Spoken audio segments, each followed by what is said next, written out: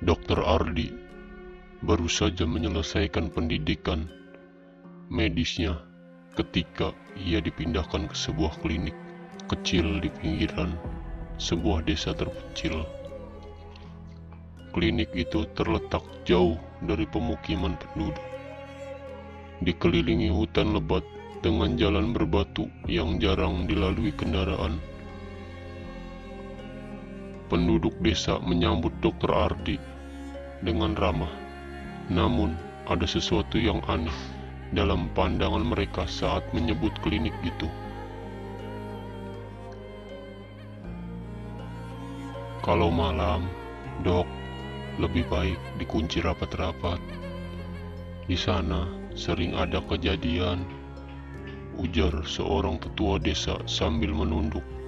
Dokter Ardi tak menanggapi serius, berpikir bahwa itu hanyalah tahayul desa yang tidak berdasar.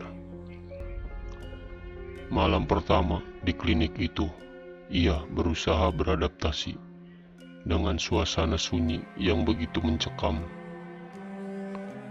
Bangunan klinik tampak tua, beberapa bagian dindingnya melupas, dan ruangan-ruangan terasa lembab. Lampu-lampu yang temaram membuat bayang-bayang di sudut ruangan tampak bergerak-gerak, memberi kesan seolah ada yang mengintip dari dalam kegelapan. Sekitar jam 2 dini hari saat Dokter Ardi tengah tertidur di ruang istirahat, ia terbangun karena suara ketukan pelan di pintu depan. Awalnya, ia mengira itu mungkin seorang pasien yang membutuhkan pertolongan. Dengan langkah hati-hati, ia mendekati pintu. Suara ketukan semakin keras, disertai suara lirih yang terdengar seperti gumaman tak jelas. Namun, saat pintu dibuka, tidak ada siapapun di sana. Hanya kegelapan pekat dari hutan yang menyelimuti malam. Setelah menutup pintu, ia mendengar suara langkah kaki berat dari arah lorong klinik. Langkah kaki itu terdengar lambat, seakan seorang menyeret kaki menuju ruang periksa. Dokter Ardi mencoba memanggil, "Halo, ada yang bisa saya bantu?" Tak ada jawaban, hanya suara langkah yang semakin mendekat.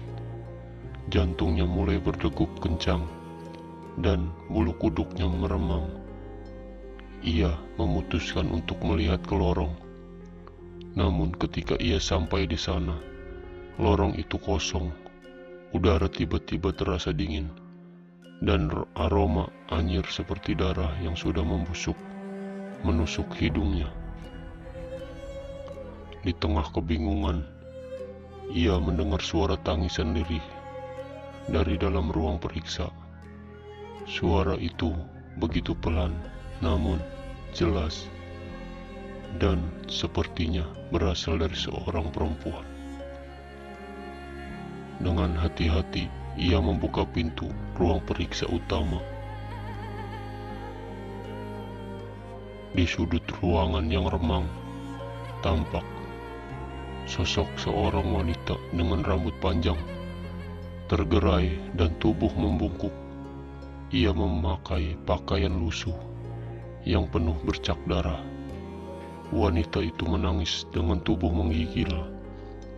Dan saat Dokter Ardi mencoba mendekat, ia berbisik lirih, "Tolong aku, tolong aku." Dokter Ardi mendekat perlahan, tetapi saat ia hanya beberapa langkah dari sosok itu, wanita itu mendongak. Wajahnya sangat pucat, dipenuhi luka sayatan, dan matanya kosong memandang ke arah Dokter Ardi dengan sorot yang membuat jantungnya terasa berhenti. dalam sekejap, wanita itu menghilang begitu saja, meninggalkan hawa dingin yang mencekam dan jejak bercak darah di lantai. Dokter Ardi terdiam di tempatnya. Tubuhnya bergetar karena rasa takut yang luar biasa. Malam itu, ia tidak bisa tidur lagi. Setiap kali ia mencoba memejamkan mata, bayangan wanita itu muncul di benaknya. Keesokan harinya, saat pagi menjelang, perawat di klinik yang mengetahui wajah pucat Dokter Ardi segera menghampirinya. "Dokter, apa Anda melihat sesuatu tadi malam?" tanyanya dengan suara pelan. Dokter Ardi mengangguk, masih terguncang. "Saya melihat seorang wanita di ruang periksa. Wajahnya penuh luka. Dia meminta tolong." Perawat itu mengatapnya dengan wajah tegang. "Dok, itu mungkin arwah dari pasien lama yang meninggal di klinik ini beberapa tahun lalu.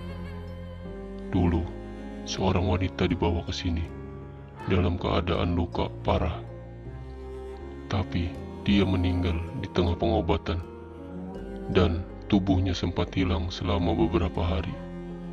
Banyak yang bilang arwahnya tidak tenang, sering muncul jam 2 pagi mencari bantuan." Malam berikutnya, Dokter Ardi terus diganggu oleh suara ketukan, langkah kaki, dan tangisan wanita. Makin lama, gangguan itu makin sering. Suatu malam, ia bahkan melihat sosok wanita itu berdiri di depan ruangannya, memandangnya dengan mata kosong dan menyeringai. Klinik itu seolah menjadi mimpi buruk yang tak berkesudahan bagi Dokter Ardi. Dan setiap malam jam 2, ia tahu teror akan kembali datang, membuatnya terjebak dalam kengerian tanpa akhir.